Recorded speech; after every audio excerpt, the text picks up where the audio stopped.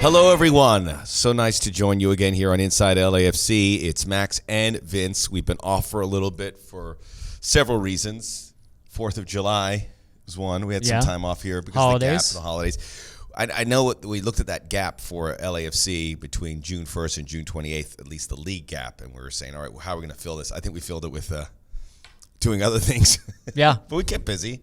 I mean, I had things I had to get done. I mean, there was no way around it, and the team kept busy despite, how long did we go between league games? Like 28 days at one point? 27 days. 43 days between league home games. That's a long time. That's a month and a half.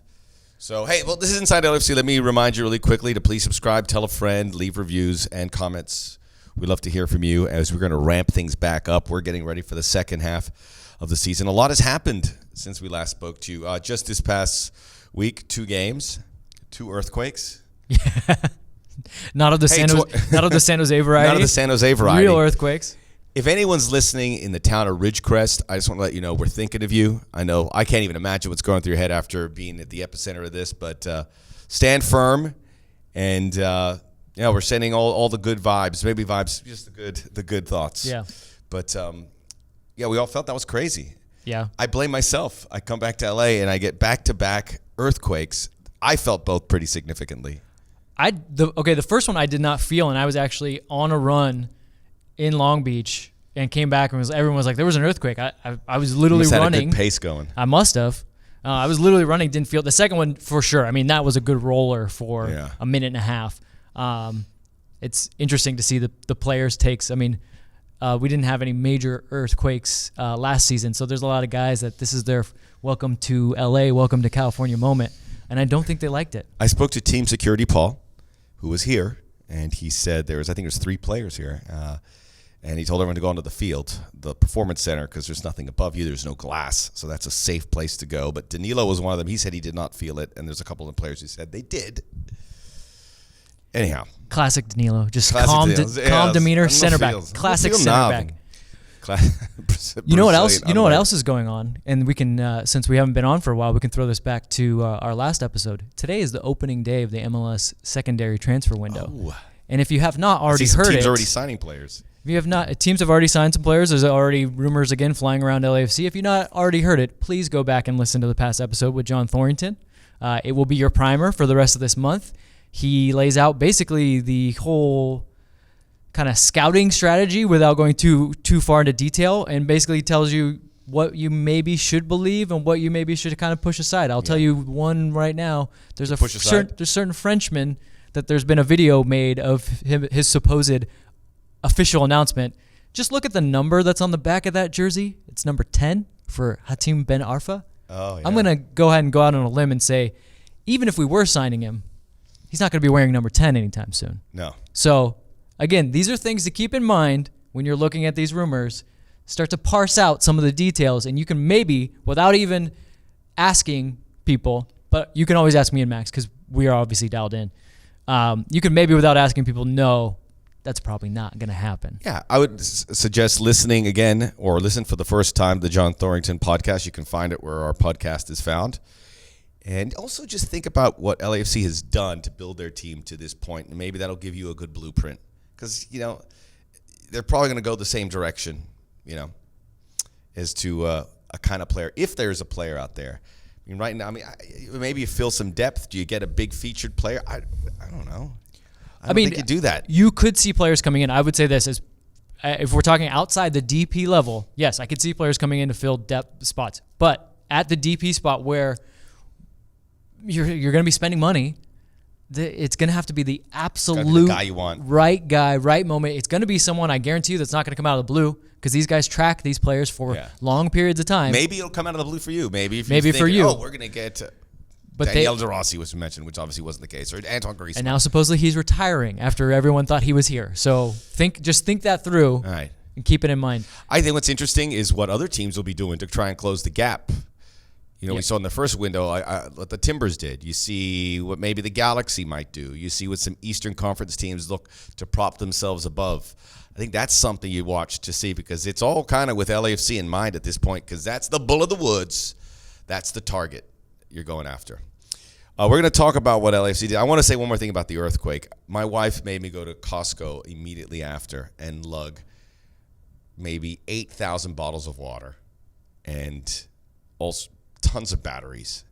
And I feel better about it. But that's what I did on the Saturday after the second earthquake. I mean, your wife's a smart woman. Yeah.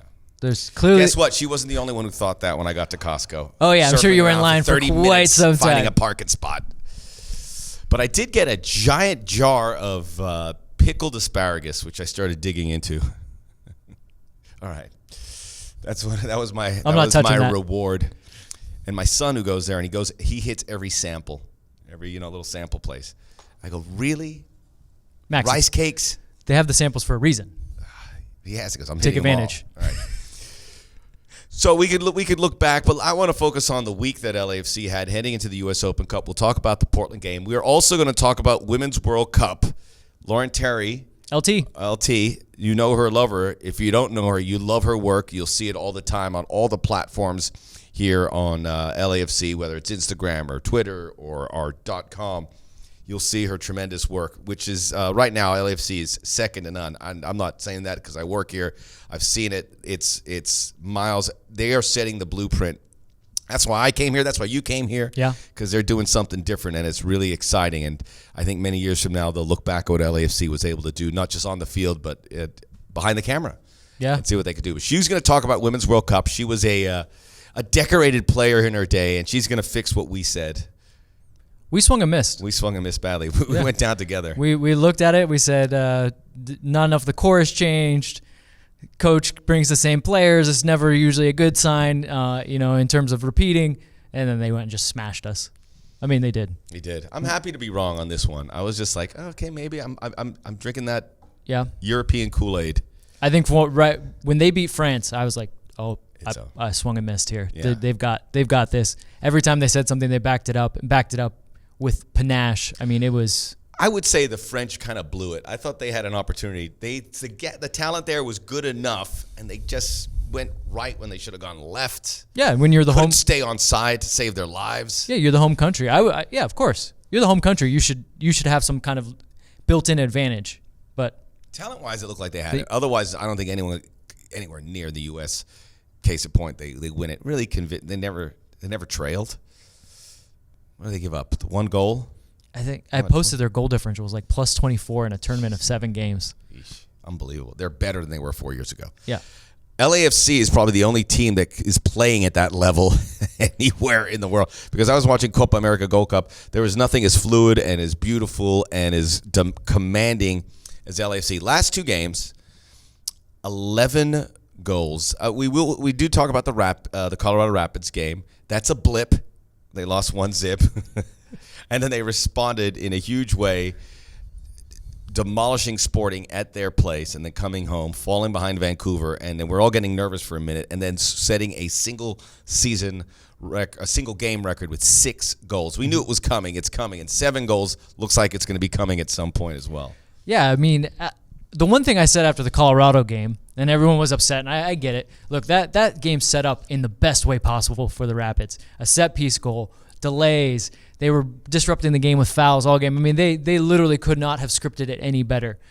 But on the turnaround from it, it was only the second loss of the season. I know we don't want to lose any games, but only second loss. On the turnaround from it, I said, LAFC always does a great job of bouncing back from adversity. Last season, they only lost twice on 2 occasions. Obviously, this season have not lost twice in a row. So I knew they were going to come out. That Sporting game actually wasn't probably the most free-flowing, beautiful game, but no. But the determination was there because, like I said, they come out in games after they've lost and say, okay, we fully understand that we messed that one up. Probably should have gotten something from it, and they should have. Maybe gotten a draw out of that.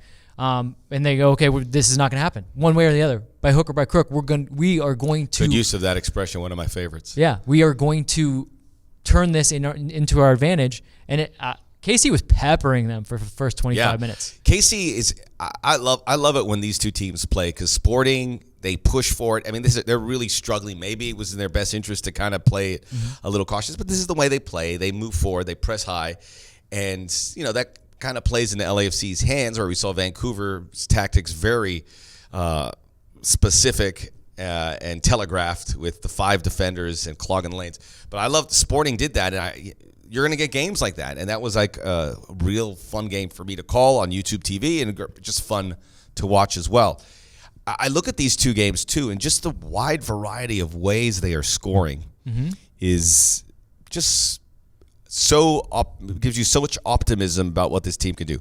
And without scoring, actually one place they didn't score is from the penalty spot in these 2 games, correct? Yeah, they finally got their first free kick goal. Christian Ramirez of all people. Well, Christian Ramirez going down when everyone else went up. Sometimes it's good to get down, if you know what I mean, Jelly Bean. So it got the free kick. You get goals from a counterattack in some way, shape, or form. You get goals from outside the box, which is something I think was on the list with Mark Anthony Kaye. Yep. Hitting that, you get. Even Carlos Rossi's, does his normal thing. Yeah, Carlos does his thing. Carlos get a header goal as well. That was cheeky. That was a fun little header. It was right in front, but it's unbelievable, and the confidence, how well they take their chances, and good chances that create, and even half chances they take and they score as well. It's unbelievable. And both those games, at the end, these teams were hanging on for dear life. Where you could, even the Sporting game when El Munir rips, it was almost like, wait, everyone else has had a goal. I'm going to get in on this too, which is exactly what he did. I'm actually glad he didn't pass. Like, just keep going. You beat 4 or 5 guys. You've ran 60 yards. Go ahead. Have it yourself.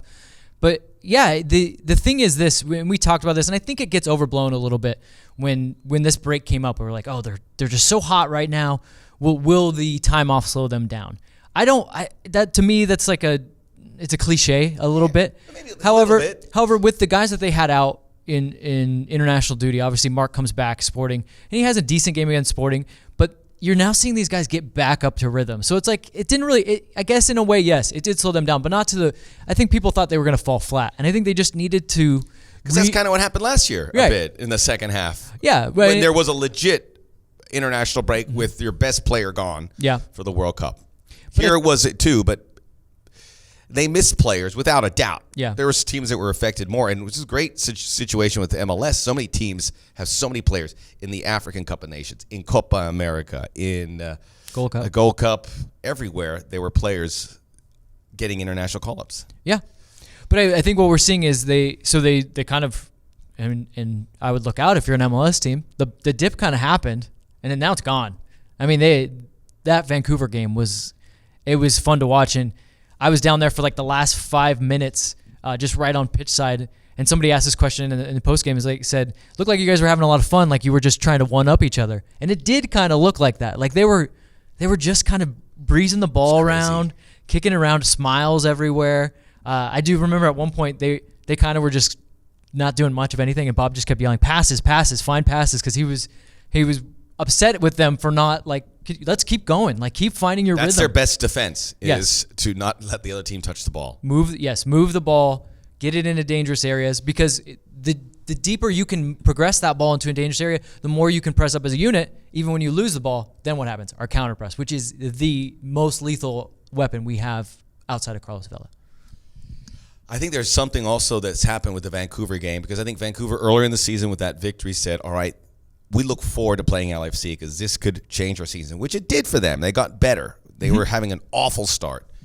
Colorado says that. But I think now there's this dread. There has to be this dread to come in here when they're fully loaded. Now you have Walker Zimmerman and Tyler Miller. The last 2 internationals are back, and that depth will be in place. There has to be that dread for MLS clubs the same way. Don't at me when I compare LAFC to like a Manchester City, but the same way Bournemouth, not Bournemouth's not the best one, but a Watford would feel when they have to play Man City and say, oh boy, how do we navigate this? How do we do it where we don't walk out with our tail between our legs? So now the same thing, I think every team, and we'll find out how the Galaxy in Atlanta, how they fit in this whole situation, because those are two of the Galaxy are the second best point-wise right now, and Atlanta's the reigning champs. I think those are going to be interesting ones. But I think they kind of fall in the same pot where, like, how do we handle this, and how do we avoid the same fate that Sporting and Vancouver felt? Yeah, I think you really have to rely on your tactics if your team's coming in, especially if you're playing LAFC while LAFC is at home. You have to put something in place, something new, and that's where teams can falter, right? That's one of the hallmarks of this LAFC team. It's not that they don't care about tactics. It's just they want to do the same thing every match, home and away. This is our style of football. We want to find the game and put the game on our terms with our style of football. Whereas teams playing against LAFC are going to say, yeah, normally at home we play this way. Oh, man, we're coming up against this. We've got to deal with this. Well, maybe we got to move an extra defender. Maybe we got to get a guy in here. So if you don't get your tactics right for 90 minutes, you're not gonna survive, and that's so difficult. It's not. I love tactics as much as the next guy, but I think they're a little bit more overblown than even we think. Like, at the end of the day, it's your game model, your game philosophy that you carry on throughout. Because if you have players every week where you're saying, okay, we're playing this way, we're playing this way, oh, different opponent. Guys, we got to change some things up.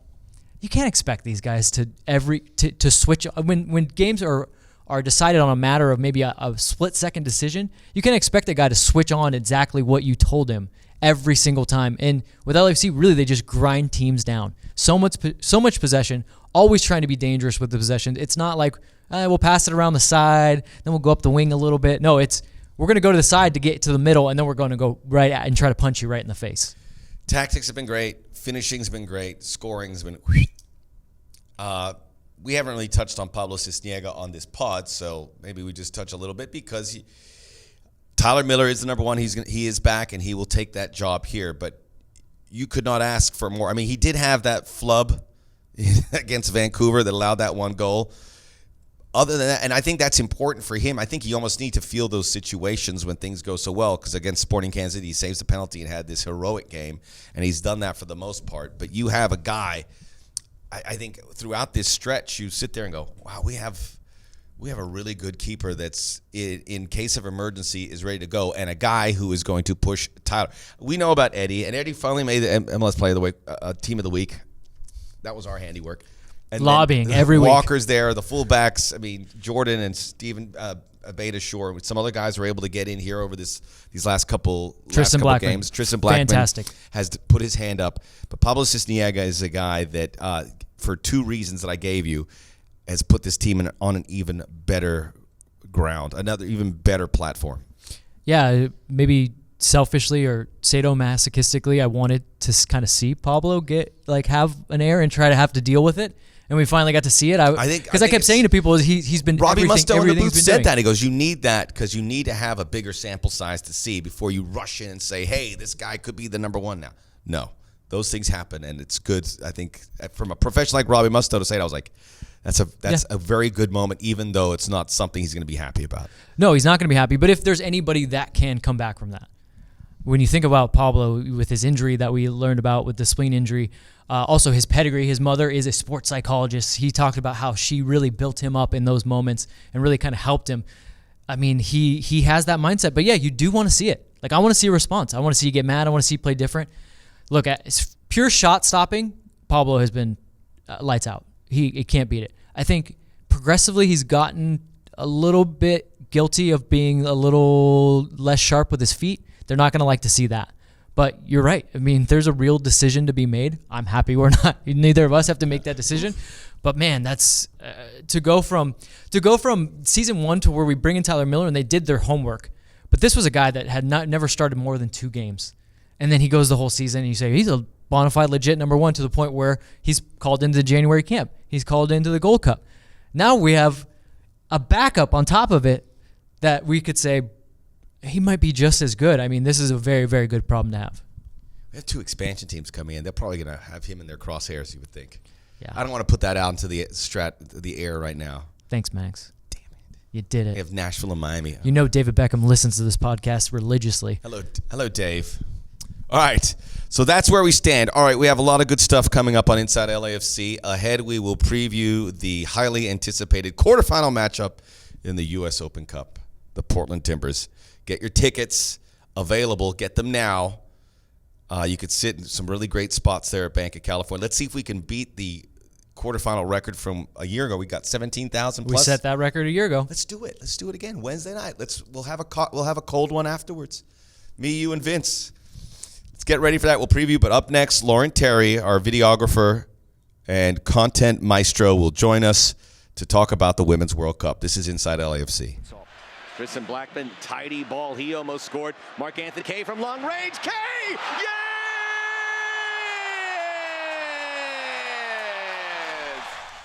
All right, we are back here on Inside LAFC. It takes a while to say that because it's been a minute. It's been a long time. How long is it? 3 weeks? This is the middle. This is the middle segment, so we're probably already going to all talk about it. Just showing people how the sausage gets made. Inside LAFC. Sometimes I have to get back in the rhythm. And I probably told you to subscribe to the podcast. Yeah. That's all great. Introduce our guest. Lauren Terry, a.k.a. the Terry Dactyl. Follow her on Instagram. You look very excited about joining us here. I'm very excited. You are? I'm very nervous. I'm normally like behind the camera or the mic in this instance. Yeah, well, your voice is cracking a little bit. No, that's just how I talk. No, it's not. Yes, No, it's not.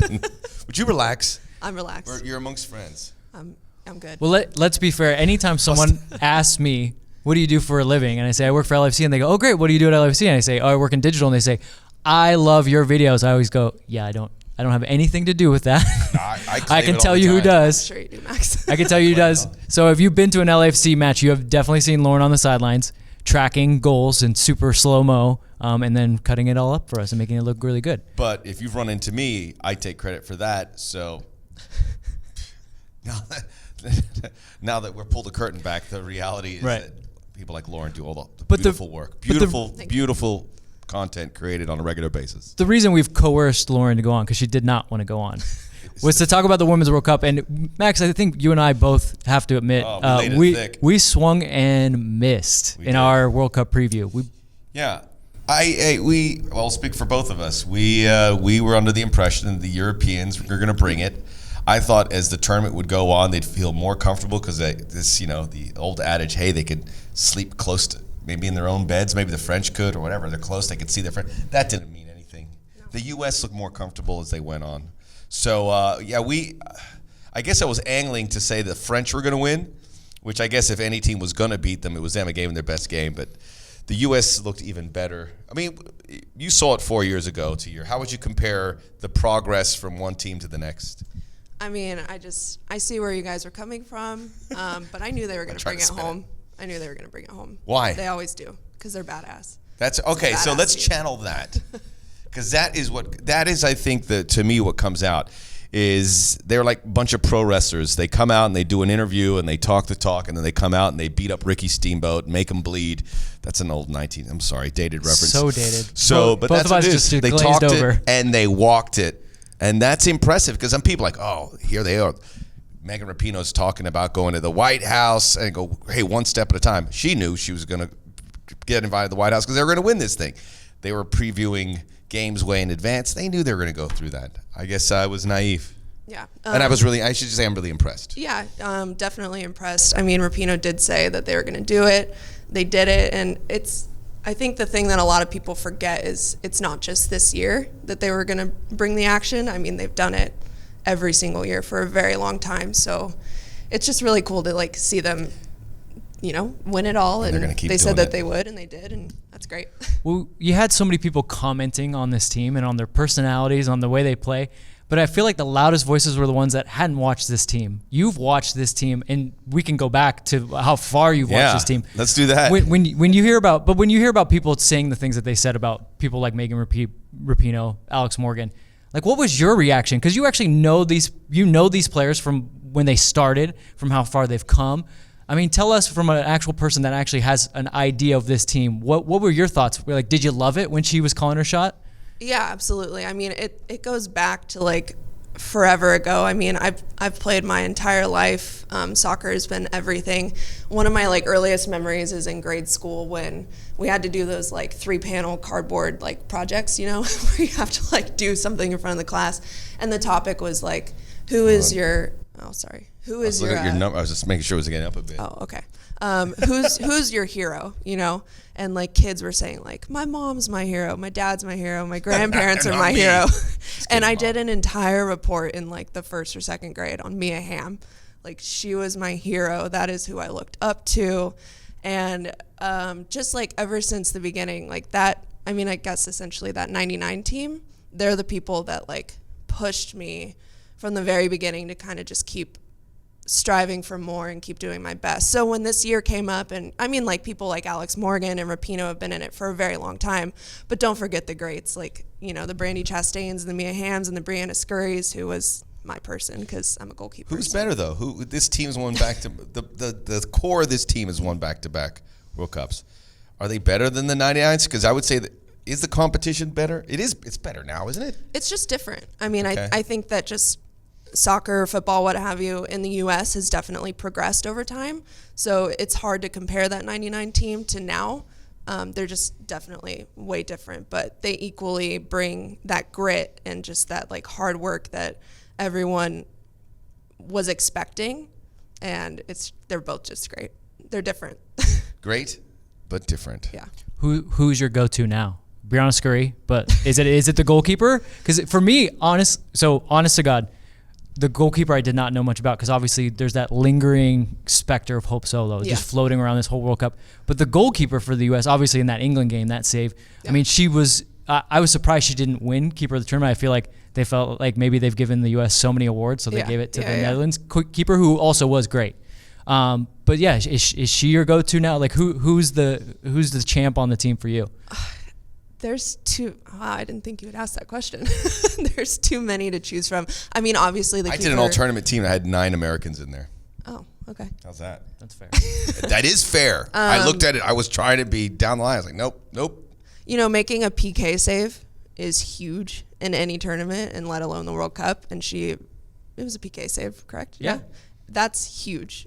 So obviously when I saw that, I was like, MVP, that's amazing. Like, that's everything that a goalkeeper like wants in that moment. And so it's funny because I don't know if anyone else noticed this, but during the match, she makes that save. The England game, yeah. Correct, yeah. She makes that save, and everyone runs to her, and they're trying to like be with her and like hug her and love on her, and she's just like Pushes them back, game get back mode. to the She's game. like, go away, like let's go, let's push up. So I think that was a direct quote, go away. yeah. Well, I don't know if she said that. I'm not putting words in her mouth, but LT said she didn't want to come on and talk X's and O's. She gets straight into the goalkeeper mentality, protecting or would it be sorority? We always say like the fraternity of goalkeepers, but sorority. I ain't touching that keepers. one. It is. I don't know. Sorority. The union of goalkeepers. I like That union. sounds We'll go with weird. that. Go with that. Wait, no, that sounds We'll go weird with that. too. Anyway, that's immediately what I noticed, and I was like, that is something that I totally did, because like I'll see videos or like old photos of me making big saves, and I just have like this like mad face on, and everyone else is like, yeah. And so anyway, I could relate to her in that moment, and so she killed it. She was great. They were just technically better. Roosevelt was my favorite because left footers, we have to stick together. That was just beautiful. It looked like Angel Di Maria going, shh, and Arjen Robben sliding through there. Bigger, more technical, stronger, faster. It was everything you give the advantage to in hindsight now or in retrospect. When I look back at it, it's crazy that I would even thought anything less. I thought they were closing up, but I mean, I look at Haran and Ertz, and it's like players don't even want any part of that. You avoid that because you know you're going to get consumed. You know you're going to get gobbled up by them in whether the midfield. That it's like an avenue you don't even want to take. It's unbelievable, and it was just like a cut above in every department. But I think I focused on that because I just saw teams avoiding that as much as they could. But you can't avoid it because they're going to gobble you up. Yeah, I mean, that core is always there. Ertz killed it as normal. I thought she was the MVP just because she was so dominant and so much better than anyone in a position. Yeah, I thought.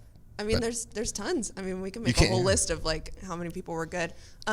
Crystal Dunn, she was huge last World Cup, and I think that people like kind of just forgot about her, but she played a lot this whole tournament, and she was still really, really great. So there were a lot of people.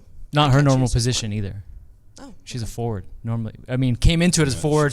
I think defender they now. looked at her and said maybe we could put you in the midfield, and then they said, you know, you have so many skills and attributes going forward, but you're also very tactically savvy and have the speed and the legs to get back. That they put her there, and yeah, I think it's hard for me to pick between her and Rose Lavelle as like the big breakout star because, and oddly enough, she makes that huge tackle that springs Rose Lavelle in the final and scores that goal. But my question to you is now, like, so Max kind of alluded to it, like where do we go now? Like, what do you look at this team, you look at these players. For you played college soccer. I mean, some of these players are your peers. these are people that you've seen grown. I mean, I know you reach back to Mia Hamm, and we all look back at that and say, you know, those were the greats. Those are what inspired you. But now you're looking at people that you're like, I played against similar players, things like that. Who are you seeing as kind of taking the mantle for Megan Rapinoe? Because she'll be 37, I believe, if she decides to play in the next World Cup. Right. You know, I think it's going to be a huge team effort from all of them. I mean, they're all growing into their positions and growing into the people and the players that they are. I mean, definitely Alex Morgan is up there. She's trying to like make a stance and, you know, inspire women across the board and just let them know that you can keep striving for a little bit more in everything that you do, not just sports. So, I mean, I think it's up for grabs. I think every single woman on that team is fully capable of kind of taking the reins and, you know, just pushing them forward. And from a personal level, so you talked about 99 and how that inspired you. Now that you work in the sport, you know, like I said, a lot of these women are your peers.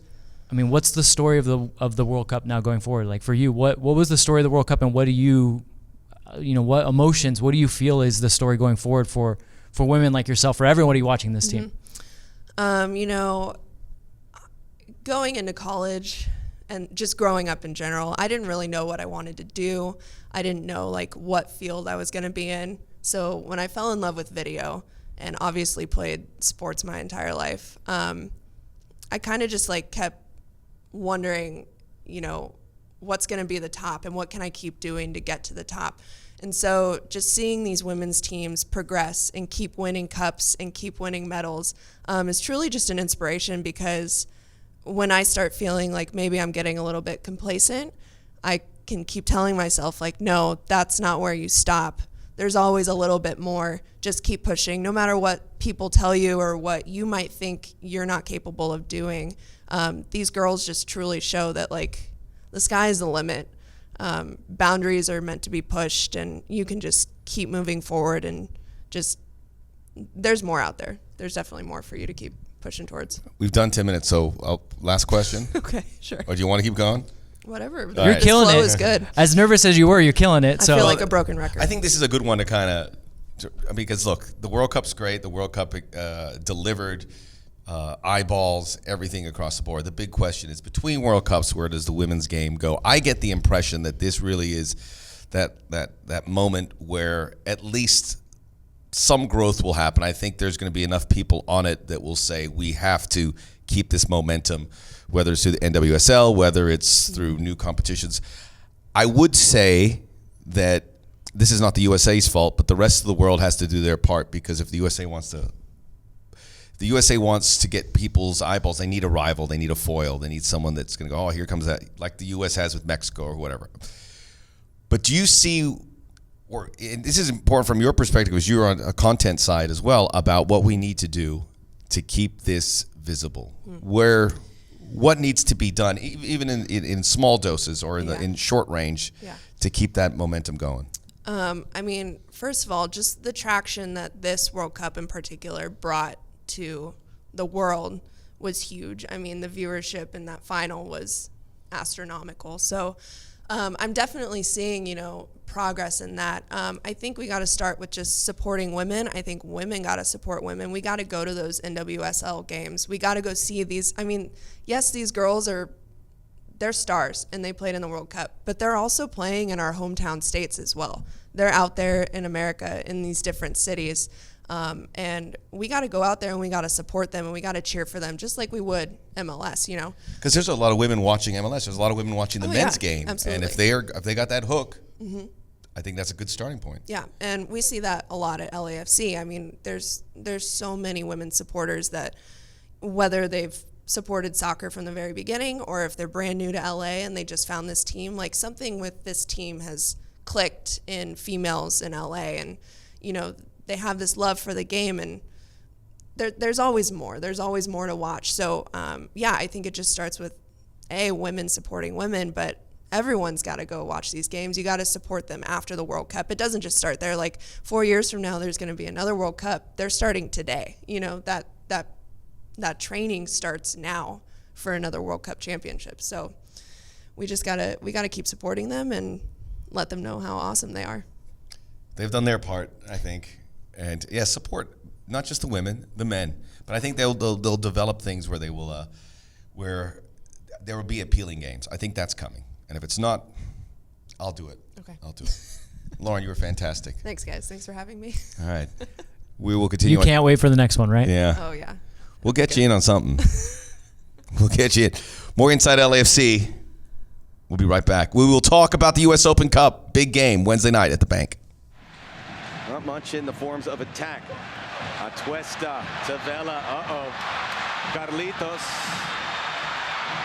to the left boot. And in. Deflected. It's number 4. I don't know if he's going to claim it.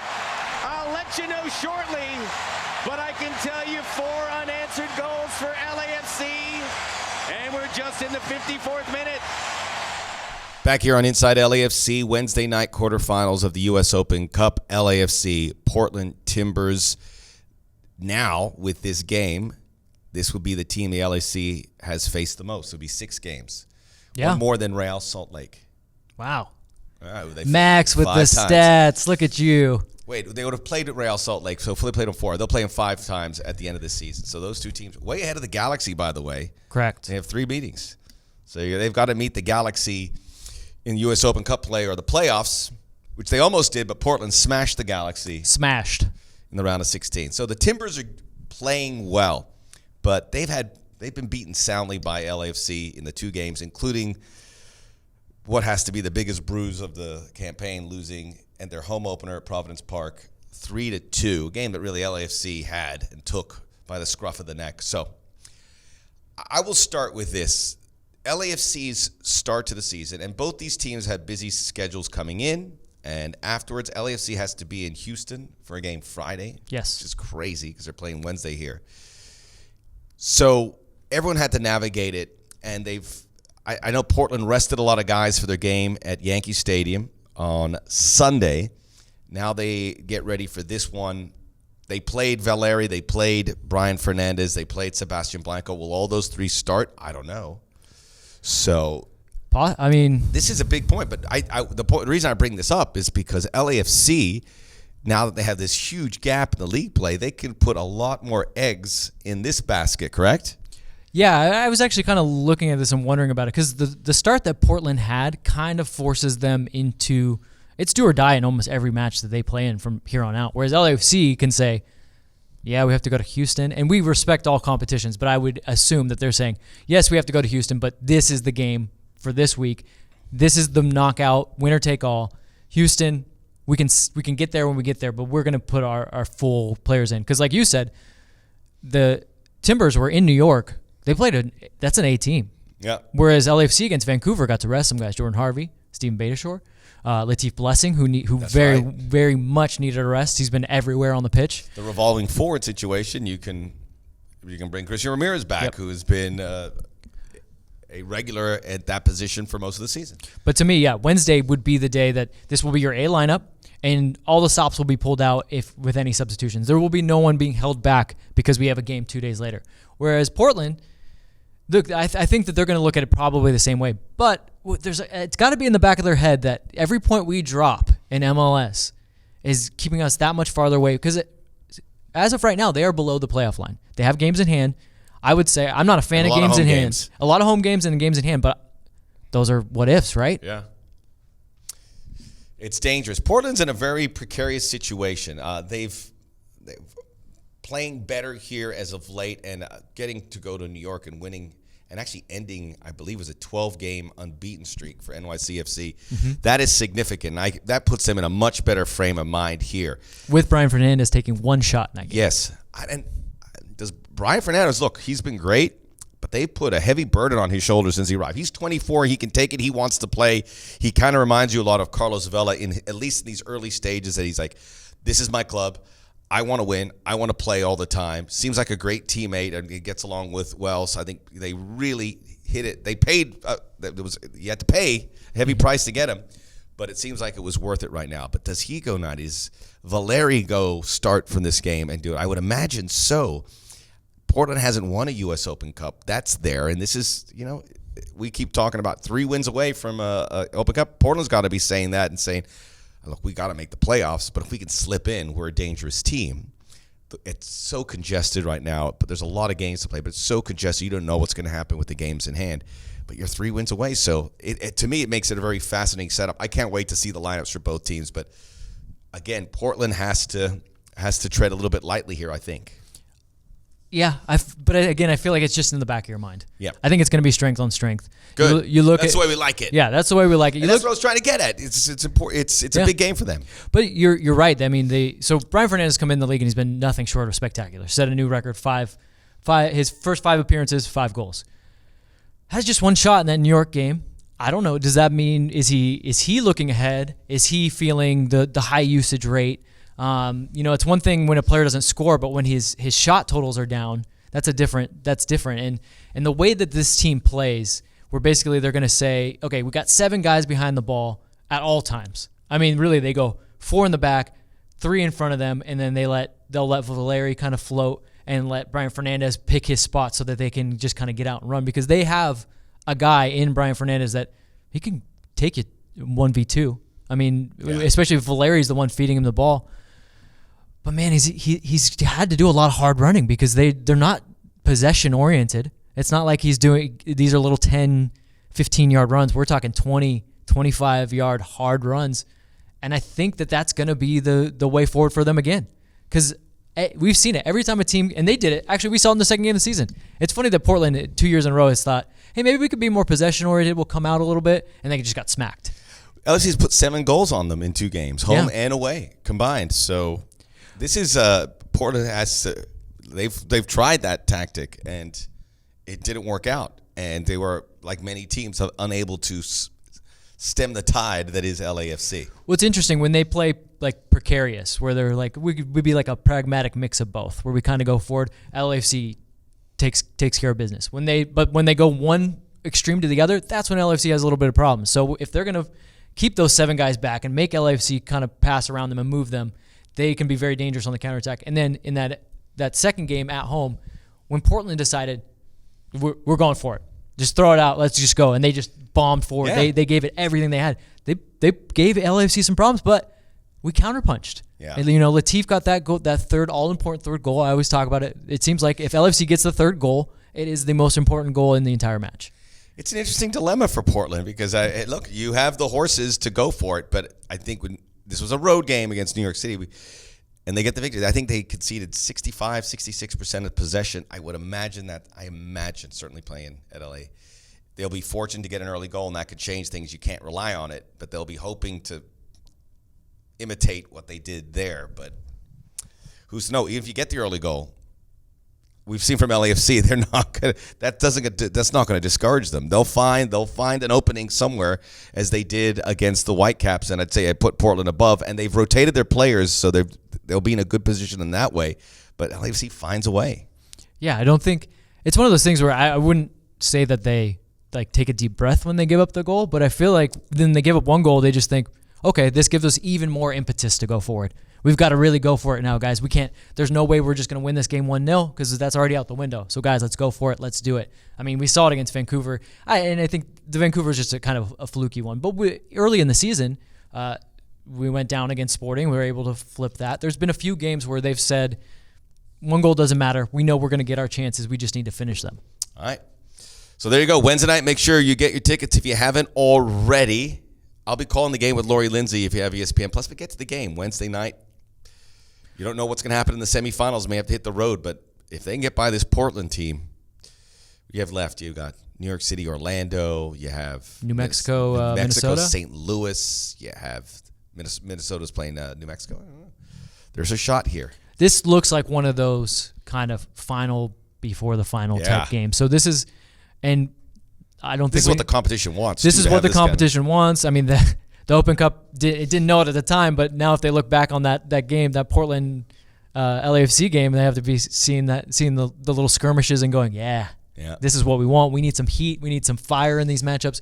I mean, this is not LAFC playing a good team that they're just like, yeah, we respect you. We're going to play you. No, these teams do not like each other. Remember, a year ago they filed the complaint about the there's history exceeding the foreign players And the result got held up, remember, a year ago? So this is going to get a little gnarly, and I think that's the way we like it. Yep. This is why this rivalry is come.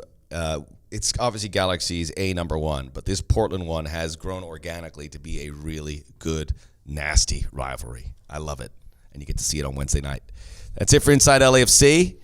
Vince LaRosa, you can see him, follow him on all his social media handles, and me, whatever.